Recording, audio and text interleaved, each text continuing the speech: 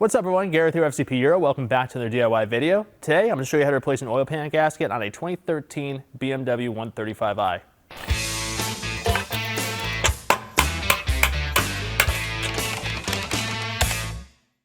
So, if you have a high mileage BMW with an N55 engine, chances are you probably do have some kind of oil pan gasket leak, and the reason for that is the rubber here on the gasket hardens over time, eventually it loses its seal and it starts to weep.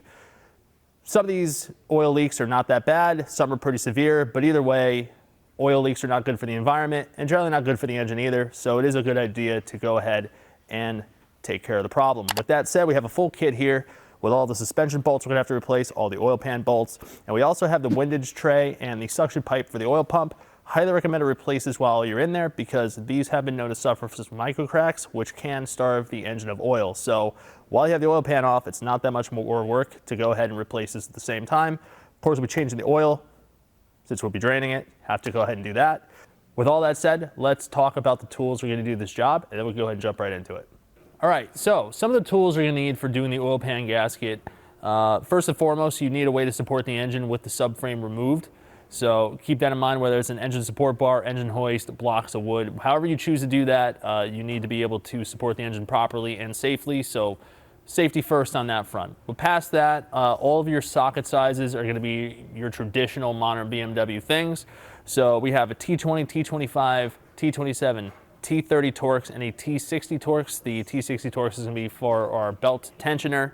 Past that, external Torx, E10, E12, E14 and E18 external Torx sockets, and then for 6-point sockets, we're going to have 8mm, 10mm, 13mm, 16mm, 18mm, 19mm, 21mm, and 22mm sockets in a variety of sizes and shapes. And then since we have a lot of torque to angle fasteners on this, you need a torque wrench that can do as little as 4 Newton meters and as high as 100 Newton meters, but also you're going to need a way of torque angling. So you have some torque angles upwards of 180 degrees, so whether you use a traditional torque angle gauge or you have a torque wrench that can do that, keep that in mind. Past that, if you have any electric tools, that's going to make the job a little bit easier, and some nice things to have are going to be the proper oil filter cap wrench, which, assuming you're taking on this job yourself, you probably already have. And then past that, highly recommend the hood lock tool to keep the hood in the up position just in case one of the gas support struts fails, since the hood is going to be open a lot while you're doing this job, and any kind of wiggling underneath the car could cause the hood to come down. And then past that, you know, ratchets, extensions, all that kind of stuff. Anything that's going to make the job easier, definitely want to have on hand. So first and foremost, we need to do a bunch of work up top here on the engine bay. Hood's propped, so we have this hood lift support lock in place just to make sure if one of the hood struts somehow fails, it won't come crashing down on us, so safety first. Secondly, we're going to be disconnecting the fuel injectors, the electrical connectors, and removing the spark plugs, because at the end of this we do need to prime the engine, and it is important to do that without the engine starting. So the fuel injectors being disconnected is going to make sure fuel doesn't get in there, and also the spark plugs being out of the engine's going to crank a lot easier. So just a good idea to do both, but in order to get to that point, you got to take the air box off, our suction cowl, the engine cover. Now, of course, on this vehicle, the back portion of the cowl is missing, which is a very common thing on a lot of tuned cars, E90s and E80s, since it gives you better access to the rear. So don't have to worry about that. But we're going to start up here. T20 to get these Torx screws out.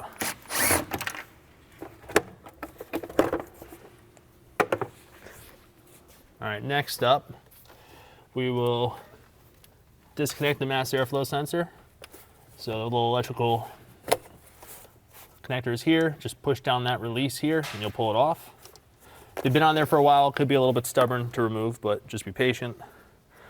I'll also pop off this forward beauty cover. It's so beautiful.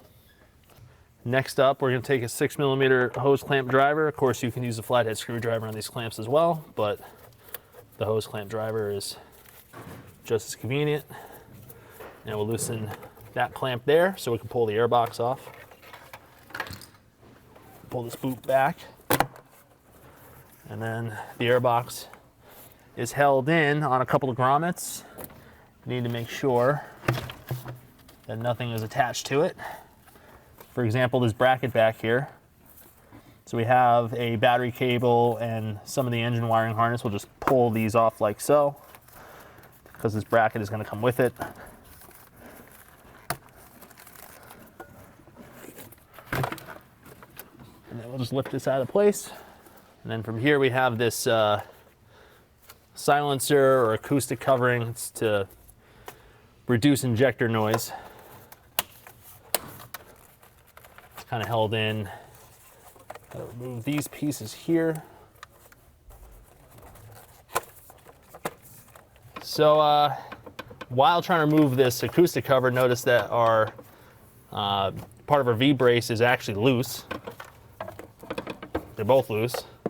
So we're gonna have to fix that. That's not related to DIY. Well, actually, we'll make it related to DIY. Sometimes while doing a job, you'll find other problems. Now's the time to take care of it. But that said, this V-brace does need to come out. And also having this out is gonna make it easier to set up the engine support bar. And we have this Torx bolt right here. And that is definitely loose. And our V-brace bolt is an E18. We'll definitely make sure that one is torqued to spec when we put it back in this time, because I'm sure this is probably making some rattling noises. And then we have E14s here at the strut towers. Those were tight.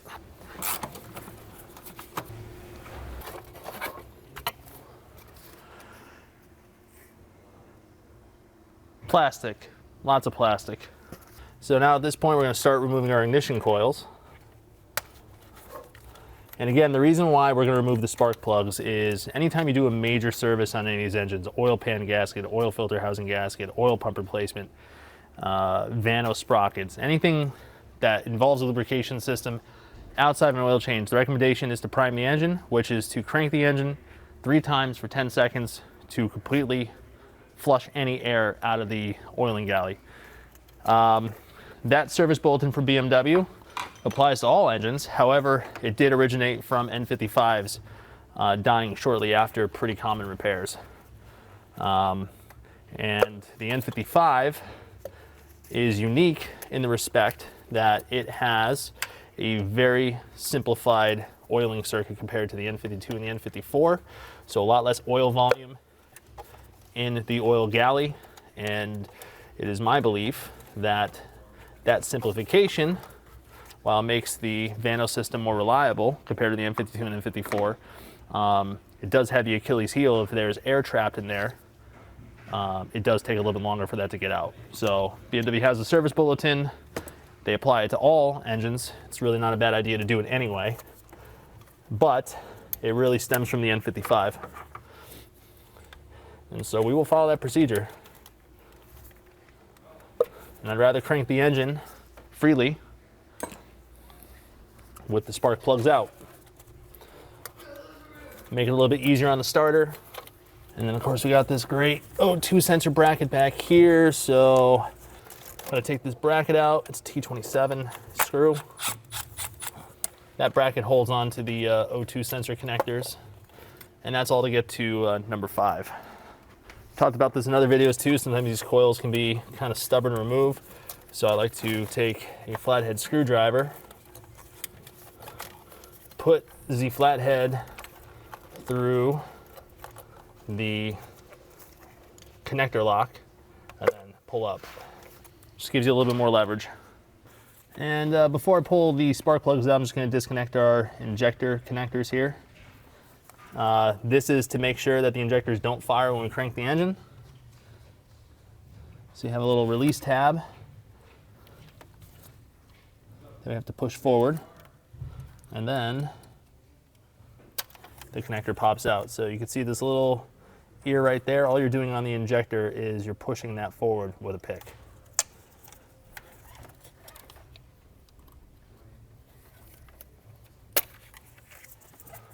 We'll just go down the line and do them all. And now I'll go ahead and remove the spark plugs. So these are 14 millimeter 12 point. There's a special spark plug socket for that, which we offer here at FCP Euro. This one happens to be the Beirut style socket, which has the magnetic holder inside of it, which I prefer personally. And we're gonna be doing quite a bit of work here with these spark plug tubes open. So I'm just taking some lint-free shop towels here. I'm just gonna plug the holes off. If you have any plastic or rubber caps, I'll do the same thing. But I just don't want, you know, a bolt or a screw or something else falling down.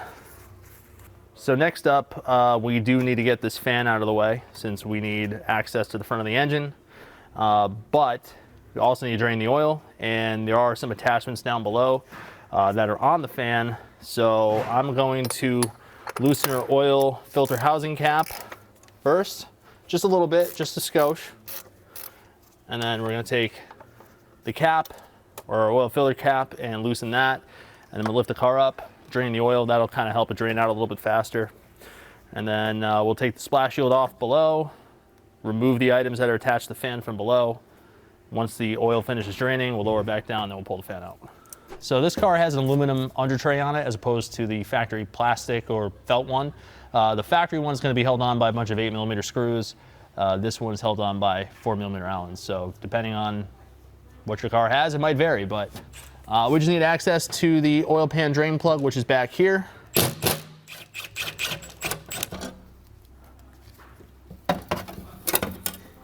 And we got a little leaf, a little foliage, and I can already see the leak. So we do in fact have a leaking oil pan. And you know, I just realized I did all that to gain access to the drain plug, but I need to take this entire thing off anyway. So that was pointless. We're just gonna remove all the screws and remove the aluminum tray.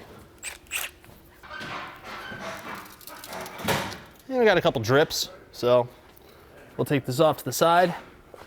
All right, oil pan leak confirmed, which not really that surprising. So we're gonna go ahead and drain the oil. It's a 17mm for the drain plug.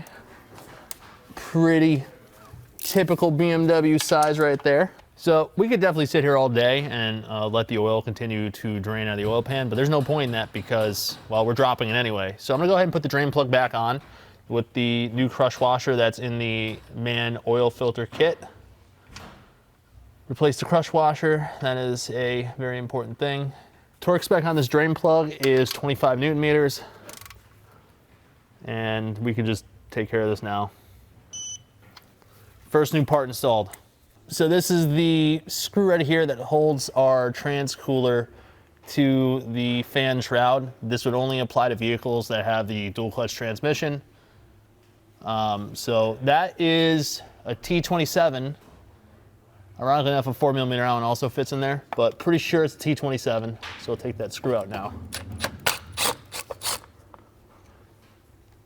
And then that'll allow us to freely pull up our fan shroud. I'm gonna take a look, make sure there's nothing else holding it in down here, but that should be it.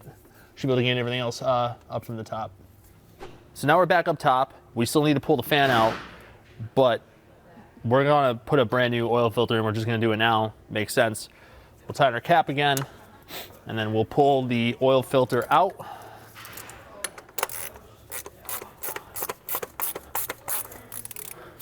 This is one of the special sockets that we offer to remove the oil filter cap or factory style oil filter caps off these engines. It's an 86mm 16 flute. Please don't use adjustable pliers or something like that on this because you'll just damage the cap and break it. There's always a little bit of residual oil left over, so we'll just pull this up straight. That'll drain back into the engine. We're using the MAN oil filter kit, the classic HU816X. Fits the N52, N54, N55 engine, N20s. And it does come with the proper O-rings and also the drain plug crush washer. So very important to install the O-rings in the correct position. Number one, this right here, that should always have an O-ring on it. Also, the cage should be present inside the oil filter housing cap. Plenty of engines have failed because somebody has broken this or failed to put it back in. This is actually the drain back block for the oil filter housing. So if we look inside here, that hole right there in the center is for the drain back for the oil filter housing back into the engine. That's so when you remove the cap, any excess oil can drain into it. If that hole is not plugged, you will have an oil pressure problem and the engine will slowly kill itself. So always replace his O-ring, always make sure the O-ring is installed, and make sure that the filter cage is installed, like so. And then the proper position for this O-ring is this groove right here. A lot of people have put it all the way up against the bottom flange of this housing. That is the incorrect location.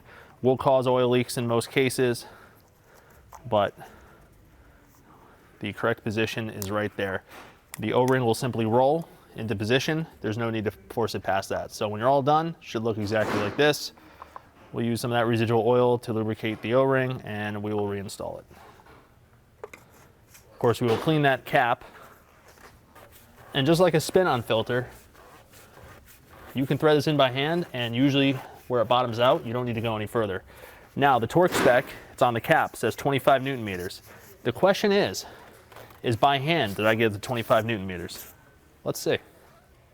Pretty close.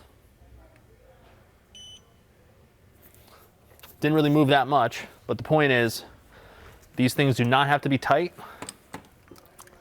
You just need it bottomed out, and is that O-ring, the black one, that's what provides the seal. Sometimes these wrenches can get stuck on, so just tap it with the socket, it comes right off, or your ratchet rather. Now that we've accomplished that, let's get the fan out. First and foremost, we'll remove our connector here. There's two locks. There's one on the bottom, there's one here on the top. That one on the bottom is in a kind of a annoying place. So I'm just gonna use a little pry tool here to push against it, so I can't really get my finger in there. There we go. We'll put the connector kind of over here to the side. And then we have our expansion tank hose, which conveniently comes over the top of the fan shroud. Not in the way at all. And we will push that off to the side. These can be brittle if they're old, so be careful. They may not have that much flexibility like this one does, and they can break easily, so just be careful. And since this is an aftermarket radiator, it's using a 10mm screw. The factory screws, if I recall correctly, it's a T30 self-tapping or T27 self-tapping, so that's normally a Torx, but in this case it's a 10mm. And this has the CSF racing radiator in it, so it's a triple pass radiator, additional cooling. So from here we should be good to pull straight up. We'll just make sure it doesn't snag anything as it's coming up. There we go, comes right out. Just gotta make sure that these little alignment tabs are clearing as they're coming out. And then right here, that's where the transmission oil cooler bolts to from underneath. So if it has a DCT transmission, just make sure you remove that screw before you start pulling up. Otherwise, you're in for a world of hurt. Next up, I need to remove the serpentine belt. Later on, when we go to remove the oil pan, the power steering pump pulley needs to be removed in order to get bolts out of the power steering pump to then release the oil pan. So the belt needs to come out in order to do that. The tensioner is right here. We need a T60 socket, and we're gonna rotate it clockwise as you're facing the engine. That'll release the tension, and we'll be able to slide the belt off. So you'll see the little hole there in the tensioner right next to our pulley. That is where the lock from the factory is. It normally come with a pin. Now I try to keep those pins, but finding them when you need them is almost impossible. Fortunately, a 3/32 Allen bit or Allen key works perfect, and the likelihood of you coming across a 3/32 Allen on a BMW is also slim to none. I would say 0. So we can go ahead and use that with no repercussions later on. That will lock the tensioner in place so that we can just slide not only the socket out, but also get the belt out. So be prepared with that as well. So at this point, obviously, you've seen some stuff change here. So we have this support bar across the engine right now. We're using the E-chassis tow hook. We'll give you the part number for that. The tow hook that comes with your car will not thread into the cylinder head. It's a totally different thread pitch, so you do need a different tow hook. With that said, we're using a support bar that uses 3 positions instead of the traditional 2. So depending on what support brace you're using or what method you're using to support the engine once you drop the subframe, this might look different. This is our setup. If you're using a 4-point or a 2-point, this is going to vary. With that said, this is our setup that we're choosing to use. And at this point, we're going to lift the car back up and we're going to start removing suspension components, subframe, all that good stuff. So with that said, let's get the car up in the air and let's move on. So at this point, we're going to start removing a bunch of the suspension components. I'm going to choose to unbolt the control arms from the subframe. So these two right here, this does have the M3 control arm upgrade, very popular on your E80, E90 chassis cars. So I'll just unbolt the control arms, those will droop down. I'm going to disconnect the tie rod from the steering knuckle, or the outer tie rod from the steering knuckle, both ends. The only difference here on the left side is we do have our headlight level sensor, which we will need to undo. Disconnect the sway bar links right here, and then that will remove the axle suspension from the subframe. So I'm going to do that. I'm going to start with the tie rod and get the nut loose first while everything is still tied together. It's going to be kind of difficult to attempt to do that if the control arm is no longer attached. So it's 22 millimeter. These lock nuts could be pretty tight, so of course the steering is moving, which is okay. I just need the nut to break free, and then I have to counter hold like so. All right.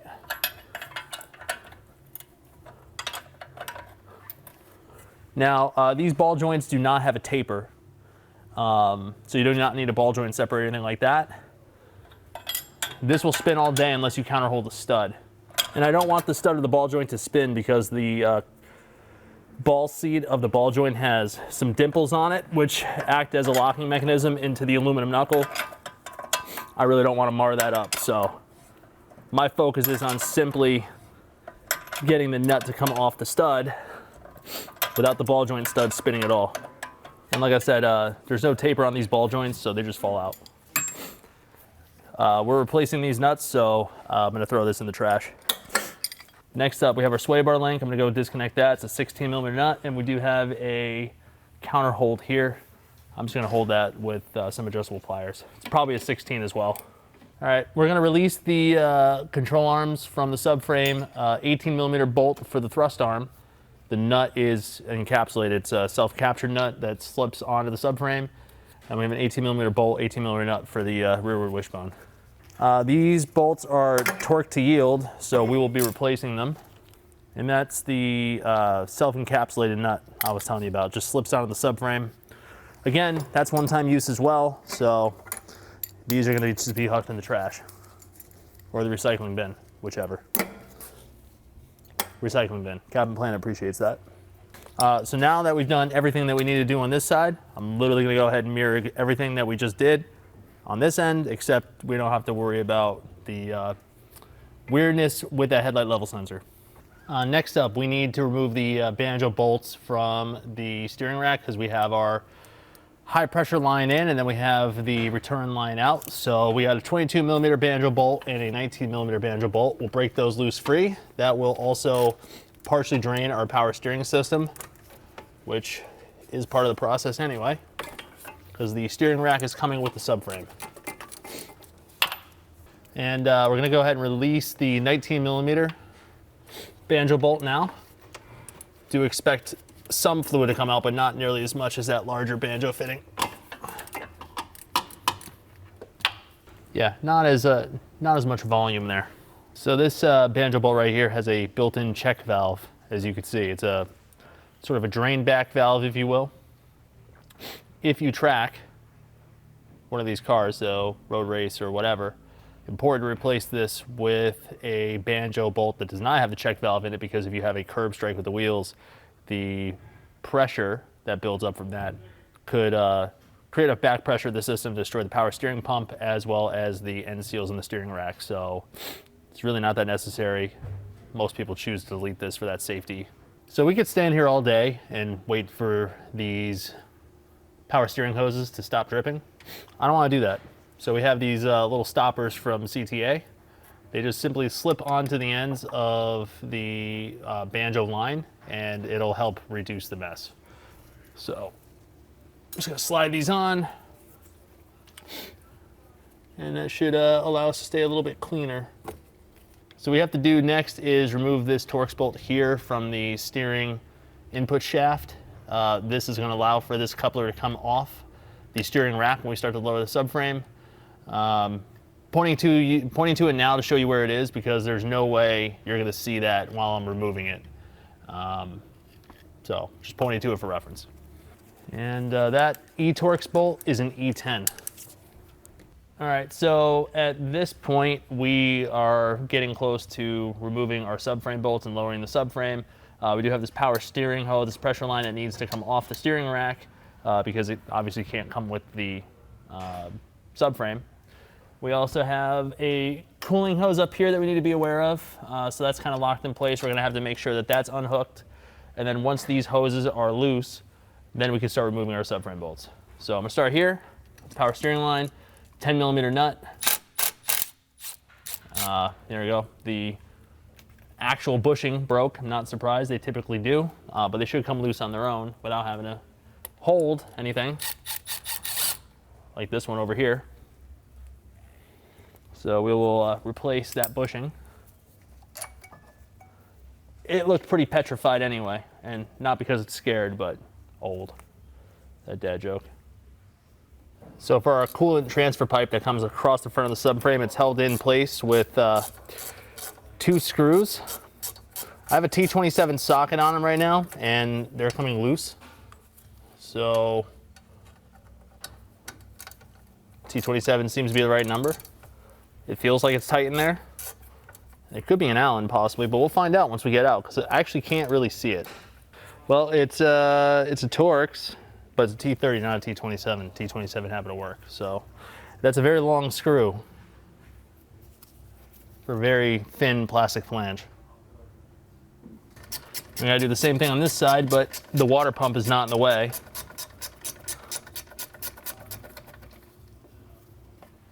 And now that plastic coolant pipe is loose. Like I said, very critical to loosen that coolant hose, because if you try to lower the subframe with that still connected, it's gonna break. And the job just got a lot harder, which you don't want. Next up, we're gonna remove the engine mount bolts. These are 13mm. Wrong way, dummy. And we will be replacing these. Also, if you're doing this job, whether it be an oil pan reseal or rod bearings or anything related to having to remove the subframe, now is a great time to take a look at the engine mounts and replace them if necessary. So we're gonna remove our center subframe bolts here. These are the E14s. I'm gonna leave the subframe bolts slightly loose, but enough for the subframe to lower down. I need to make sure that that steering shaft is gonna come out. And I don't wanna pull on the steering column while this is coming down. So I'm gonna loosen the subframe bolts a little bit, leave some threads in. Subframe's aluminum, so it's very light. I feel comfortable with it sitting on a handful of threads. I just wanna make sure everything comes loose accordingly. This rearward locating bolt for the subframe is 18mm. We'll just go ahead and pull that out entirely. And then our forward bolts are also E14. So this is at the point where you either need some kind of support for the subframe, or you bring in one of your friends, in this case, the one, the only, Michael Hidalgo. What's up, baby? What's up, my good people? All right. So the steering shaft is going to come off the steering rack, no problem. Went ahead and pushed up on it, and it's sliding right off the input. So now I'm just going to back these bolts out one at a time, and should be in a good place. All right, subframe is out of the way. We now have fairly clear access to the oil pan itself. However, there are several components that bolt to the oil pan, so you can't just start ripping out oil pan bolts. You need to disconnect certain things. Like, for example, the power steering pump mounts directly to the oil pan. We have the oil cooler lines of the transmission that are supported by the oil pan. We have an engine mount bracket over here. So what we need to do is remove these bolts that secure these other components in place first. And then once we do that, we have our bell housing bolts in the back for the transmission that go into the oil pan. And then once we kind of have all that stuff out of the way, then we'll start removing the oil pan bolts and get the oil pan out of the way. So first and foremost, I'm going to focus on our trans cooler lines. We have a 10mm nut up here, and there's a 10mm nut back here. I'm just gonna get the one in the front while I'm here. Obviously, we can really see the oil leak here. We're gonna do a lot of cleanup on this car. And, you know, make it look nice when it's all done. And what we'll do is we'll just thread the nut back on, because it's sort of the bolt that slides into the little groove on the oil pan, which is right, I'll show you in a second. The little groove on the oil pan that counter holds the bolt right there. It just sort of slides out. So once you loosen it, you just pull it down and out. All right, core lines are loose. And actually, while I'm here and looking at it, we could just disconnect our oil level sensor, because it's right here. I used some hose pliers just to hold onto those release tabs and walk the connector off. There's just so much debris and stuff that's caked in there, just made it difficult to press it with my hands.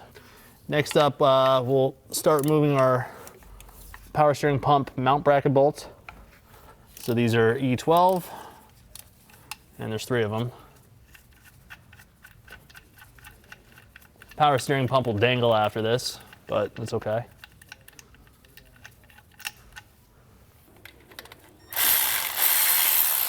And there it is. All right, we got 3 of these E10 bell housing bolts. These go directly into the oil pan. We have to remove them.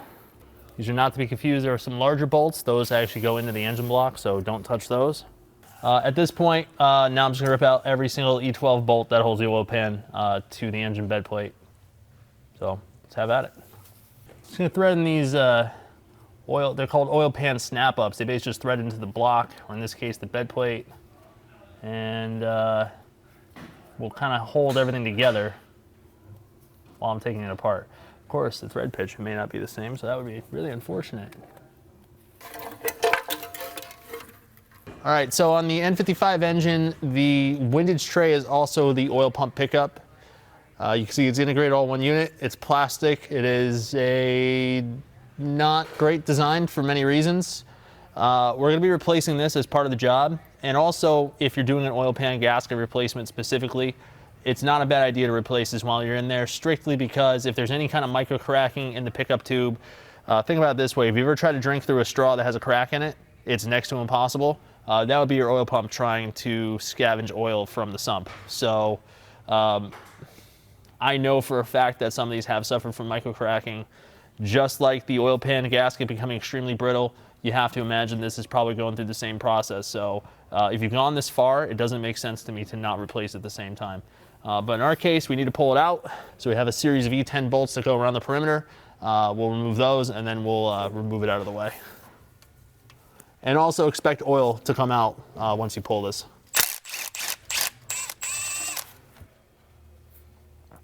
And basically, we're just going to slide this into place. Heard it click. We got some of our new windage tray bolts. I'm gonna thread these in just to hold it in position. Torque spec on our windage tray bolts is 4 Newton meters plus 90 degrees.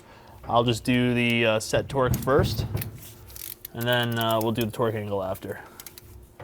And for what it's worth, you will have some leftover bolts out of the kit, because this kit applies to other engines than just the N52, which have different quantities of bolts.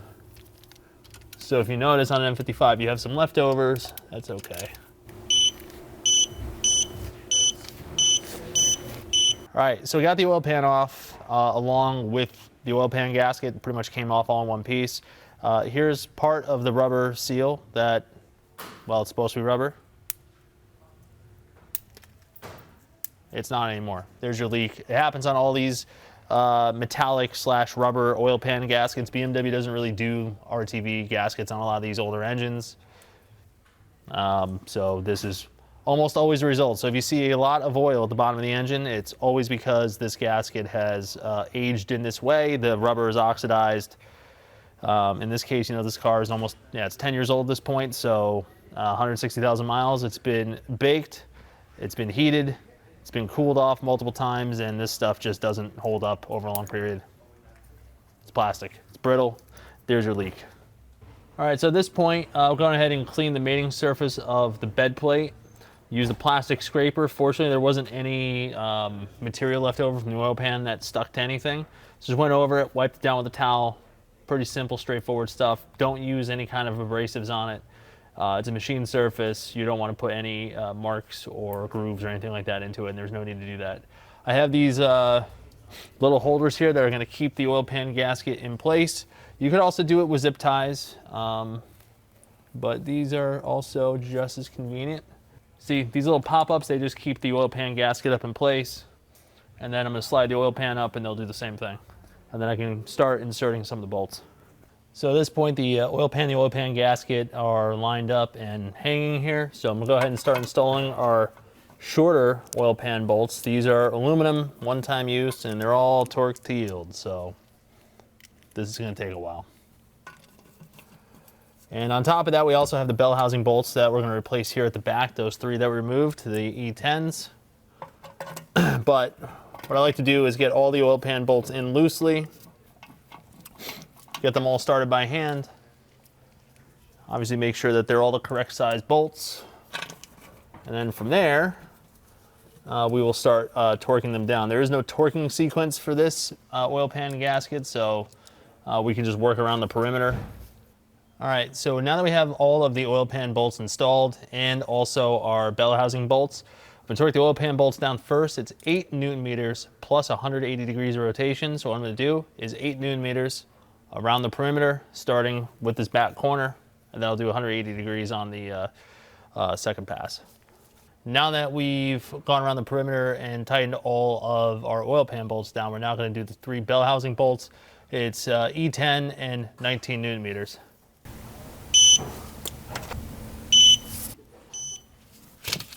All right, so at this point, oil pan is reinstalled. Now I need to get the trans cooler lines back up on the side of the oil pan because it does attach to it. So there's 2 brackets that have to go into these little notches here in the oil pan. And then once that's in, we'll put the power steering pump back in place. So, but I'm gonna start with the cooler lines first. In this case, in the front of the engine, you just have to slide it up into position and then tighten down the nut. That will also aid us in getting the one in the back done. And it's a 10 millimeter nut. If you want to torque it, 10 Newton meters would be perfectly fine. And you know what, while we're back here, let's plug in our oil level sensor. Okay, now we're gonna go ahead and put our power steering pump back up into position. There's 2 holes in the front of the oil pan and then there's 1 on the side. I'm gonna go ahead and just get these started by hand. That'll give you enough wiggle room to line up the 2 holes on the front and the 1 hole on the side. If you tighten one of these bolts down all the way, you will never be able to line up the other holes. That's usually how that works. Torque spec on these power steering pump bolts is 38 Newton meters. All right, at this point, we have everything buttoned up that we need to button up on the oil pan. Everything's been torqued down. Now comes the fun part. We get to shove the subframe back up in here. And part of the process on that is also making sure that our steering shaft over here engages with the steering input shaft on the steering rack. We also need to make sure that the steering wheel is pointed in the straight ahead position, as well as the steering rack. We'll show you that next. So before we put the subframe back up into position, we need to make sure 2 things. Number 1, that the steering wheel is pointed in the steer head position. And we also need to make sure that the steering rack is preset into the steer head position. On the steering rack here, we have a little triangle, and then you have this piece in the casting here. I just put some paint pen on that just to mark it, but that is the steer head position. And as a quick reference check, just roughly looking at the tie rod ends, they come out to more or less the same place on the sway bar. So that is the steer head position.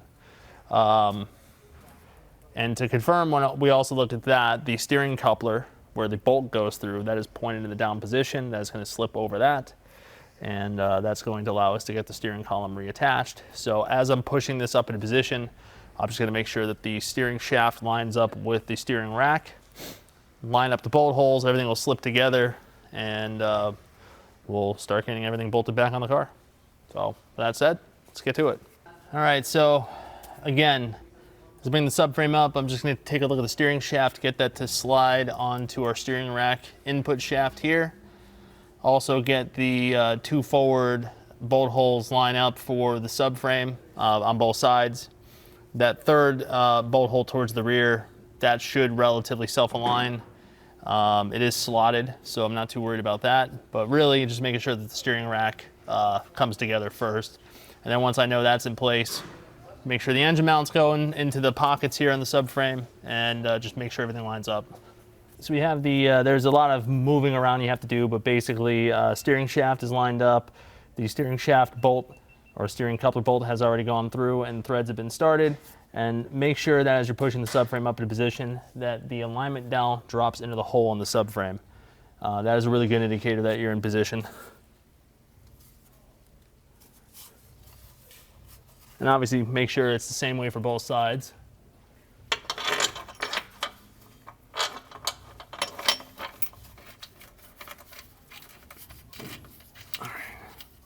So I got 4 of the subframe bolts started. I'm gonna make sure that the forward bolts start going in because that's actually what centers the subframe on the frame rails. There's an alignment dowel there, so I want that to be pulled in first, and then once those are pulled in, I can work on those rearward bolts. And these are E14s. I'm gonna use a ratchet to slowly bring it up into position. And these rearward bolts, if you had an alignment issue, you would not be able to get these in. So again, really important that you start from the front subframe bolts, work the centers up, and then you can finally put in the rears. We will torque all these to spec here in a moment, but just make sure these bolts are bottomed out. Torque spec on our subframe bolts, all 6 of them, is 108 Newton meters. I'm gonna start with the forward ones first, because like I said, those kind of locate everything.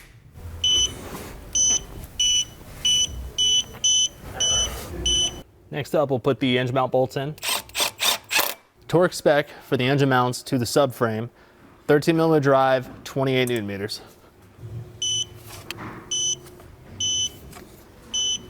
So at this point, we need to put that steering shaft bolt back in. You can get at it through the top of the subframe. There's a nice hole there, but that's an E10. Bottom it out, and then we're gonna torque it to 24 Newton meters. And again, if that was not lined up appropriately, you would not be able to put the bolt through. If the bolt will not go through, that is not lined up correctly. All right, we're gonna reinstall our power steering, which this is a delicate balance of feeling it and kind of getting everything positioned. Obviously make sure the original crush washers are out of the way while we install the new ones. We'll get the bolt started by hand, and then our pressure line here, which is the bigger fitting. Again, just make sure that the crush washers are on. And there are none of the original ones, and we'll get that started by hand as well. So there's 2 different torque specs for these banjo bolts. The 19 millimeters, 30 Newton meters.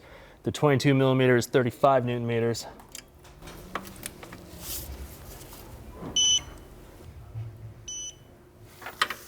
So at this point, what's left for us to do underneath the car is to bolt the suspension back up to the subframe. We're using new hardware for that. It's all torque to yield stuff, and the lock nuts are lock nuts, so they should be replaced. Now it's just a matter of leveraging everything back into place. The bolts for the control arms are the same. The torque specs will be the same for those. One control arm, the thrust arm, needs to be torqued at right height, or a wishbone, which has a spherical inner. We could just torque that at droop. Doesn't make a difference. So let's just rearrange everything here. Kind of get everything back to its natural habitat where it wants to be. Like so. There we go. On the subframe, we have this nut that I was saying about when we took it apart. It just has like a little hook that it hooks onto. So we'll slide that into position.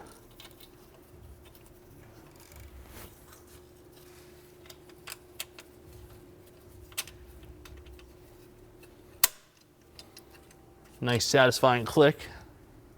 Then we have our headlight level sensor arm, which the crimp just fell out when we took the car apart. So we're gonna have to replace that level sensor arm, but that's fine, that just is what it is. Put the tie rod nut on, at least to hold that in position.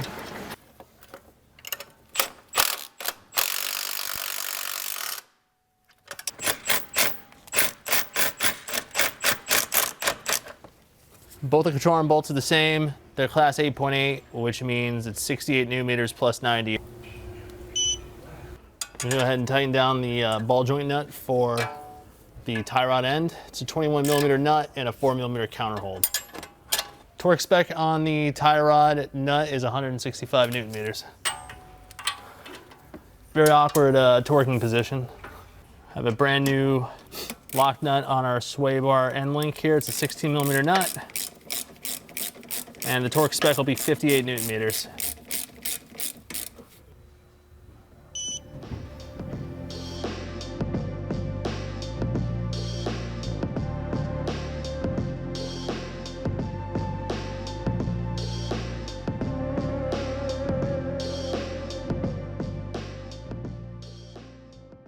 So the last thing that we need to do here with the suspension is torque our tie rod nuts to 165 newton meters. It's 21 millimeter.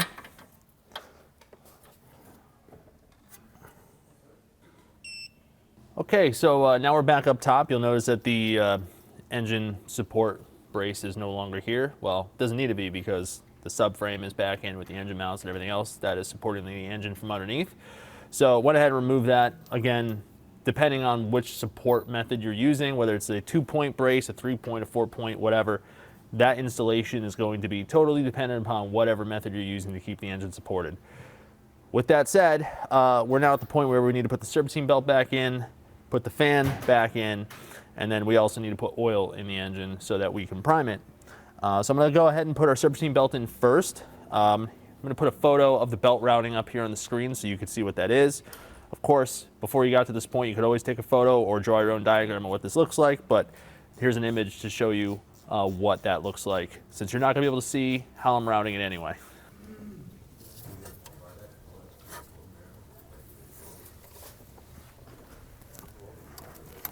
Yeah. Now you might remember earlier in the video I put a Allen wrench in there, but I actually found the tensioner pin. I always carry one with me, or I carry a collection of them with me when I know I'm working on a car, and I was able to find the right one, so I just swapped that out at one point. But the key is when you put any serpentine belt in, make sure that all of the ribs are sitting in the grooves on the pulleys, make sure it's not caught up on anything. Just check all that up front, and then that'll save you hassle just in case one of them is a little bit off. But having the tensioner in a locked position makes that process a lot easier because you're not fighting the tensioner while you're trying to route the belt. So at this point, we're going to go ahead and reinstall our fan and fan shroud. I would say that installation is the reverse of removal, except not. We just really need to make sure it's not catching anything on the way down or pushing anything. Most notably, you need to make sure that the trans cooler below does not get pushed down because it is held onto the radiator by a plastic connector on the hose, and we don't want to break that. So just being really diligent about our movements here and getting this thing down into position. Of course, the AC hoses are in the way because they just are. The only thing helping us now is gravity. We're going to reinstall that 10 millimeter screw, which secures the fan to the radiator. Like I said, this is an aftermarket radiator, so that's not what would traditionally be holding this in place, but that's what is used to hold this radiator in place. We also need to go back down below to re-secure the transmission cooler to the fan shroud. One thing to note, the connection at the radiator, which is a quick disconnect fitting, if it moves side to side, it might drip a little bit of coolant. If you see that happening, don't worry about that too much. As long as it's seated squarely, it won't leak, which that's in a normal situation. Like I said, we're just going to tighten that 10 millimeter screw down. We'll take our expansion tank hose next, clip it back to our fan shroud like so, and then we'll take our electrical connector and plug it into the fan shroud. Might just zip tie the wiring harness up over here afterwards. There's some indication that's the way it should be. So we'll zip tie that afterwards, it's not a big deal. All right, now we need to resecure our trans cooler to the fan shroud. Now you notice that the fan shroud does not meet this aftermarket intercooler. And part of that is because this thing has been spaced down substantially. Not sure why that is, but that's going to be something that we're going to address after the fact. So anybody watching this video who's like, that's a problem, yes, I'm aware. And yes, I'm going to see if I can fix that. But for the sake of this video, we're just going to resecure our trans cooler back to the fan shroud. And that is a T25 screw, BTW. So at this point, we're going to go ahead and put oil in the engine. I already put a brand new oil filter in when we first drained the oil, so that's all set to go. The drain plug on the oil pan was already torqued. We did that after we drained the oil.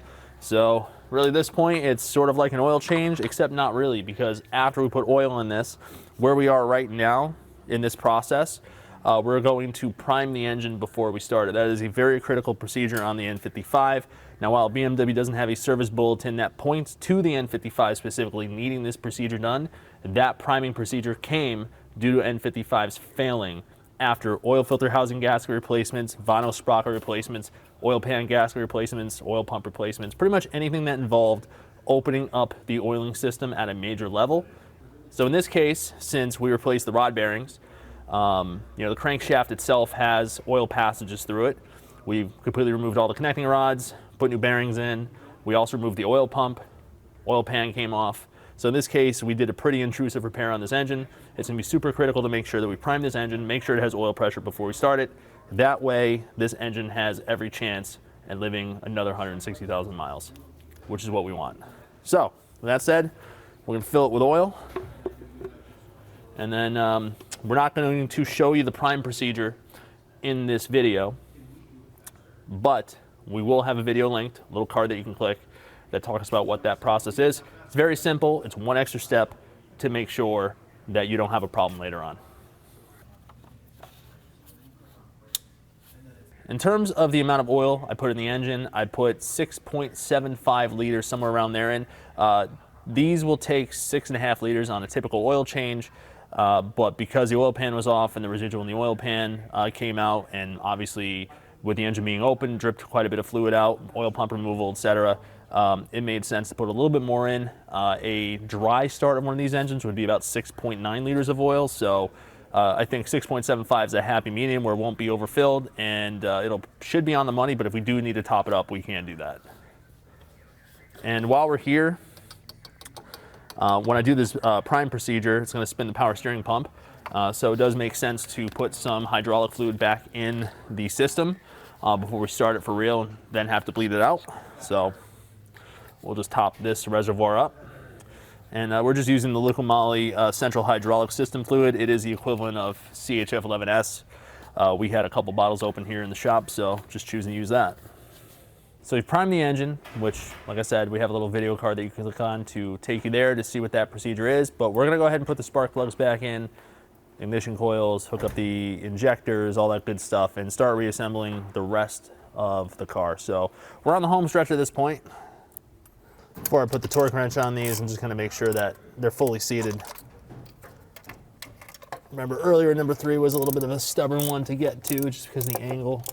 So now we're going to go ahead and torque these spark plugs to 23 Newton meters.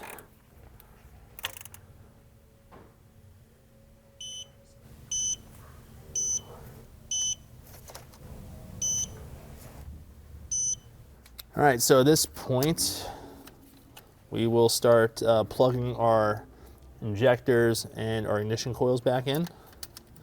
I'll do the injector first for the corresponding cylinder. Just want to hear a nice audible click. For our injectors, I like to push them down onto the spark plug first, then get the connector in. I like to push the connector in by hand so that the lock starts to drop down, close the gap, and then put our lock into place. Reason being is it is possible to close the lock without actually having the connector bottomed out. There we go. And then I'll wiggle the coil back and forth after it's bottomed out, just to make sure it is on the spark plug.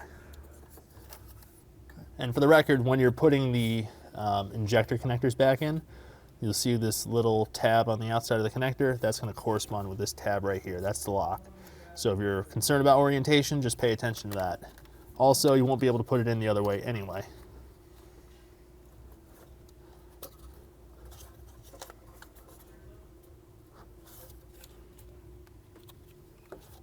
Also, some of these locks get kind of weak over time, so you can see that comes out very easily. Just make sure it's bottomed out, and then it shouldn't be a problem.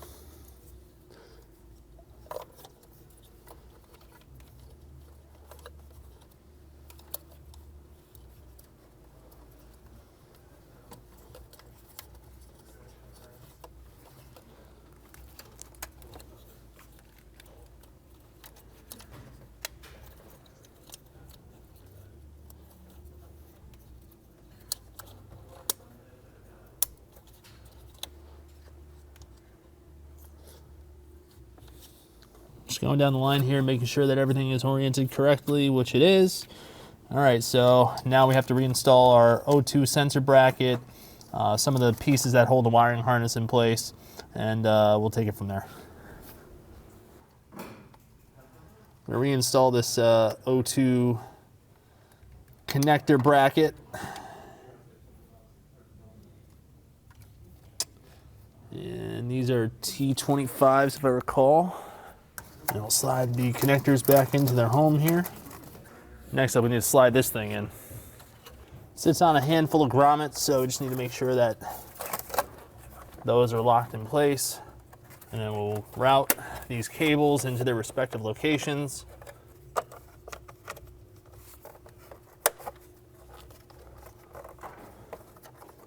Now it's secured. Next up, we'll go ahead and reinstall our intake.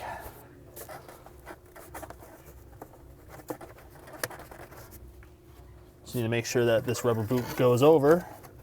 Since this car does have a mass airflow sensor, any kind of air leak is going to cause a lean condition.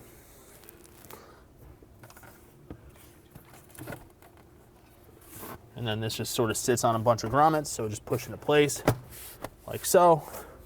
And then over here, we have a handful of wires. Also make sure your mass airflow sensor connector is not underneath anything. You want to be able to access that and plug it in. There we go. And then while we're over here, we'll slip these cables back onto their bracket, like so. So those are set. We will tighten down this hose clamp here. It's a 6mm. Plug our mass airflow sensor in, which we hear a nice little click when it goes. We have our fresh air intake right here, which goes in the front.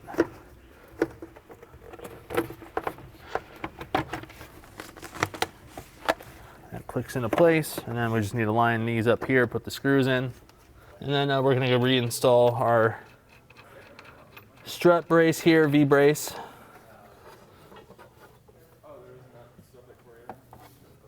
Just slide it through the little slot there.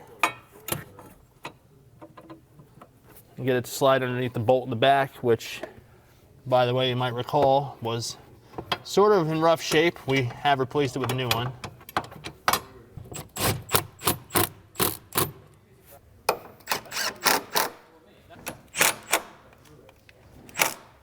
E18 to the firewall, 100 Newton meters plus 100 degrees of rotation. Very interesting specification. Unfortunately, because of the damage at that portion of the strut brace from earlier, that one screw that was already stripped out, never going to be able to torque that. No matter what we do, it doesn't really seem to want to get any tighter than what it already is.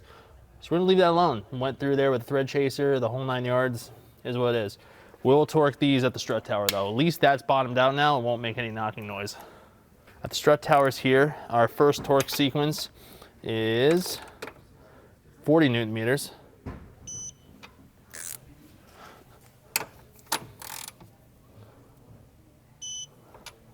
And it's E14. Our second is 6 degrees rotation. So at this point, everything's been buttoned back up.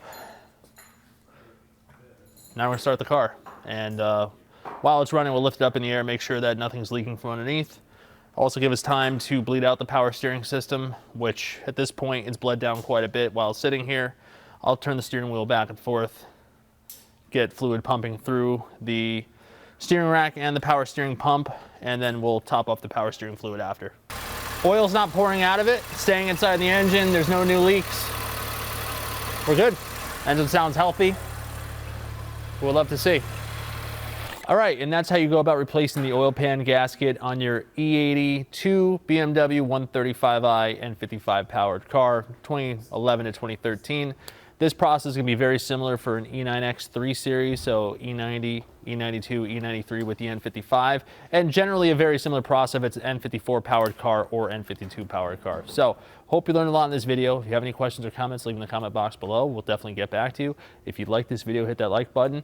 And we have a lot of videos on the way, so feel free to hit subscribe. And as always, we'll see you for the next one. Thanks for watching.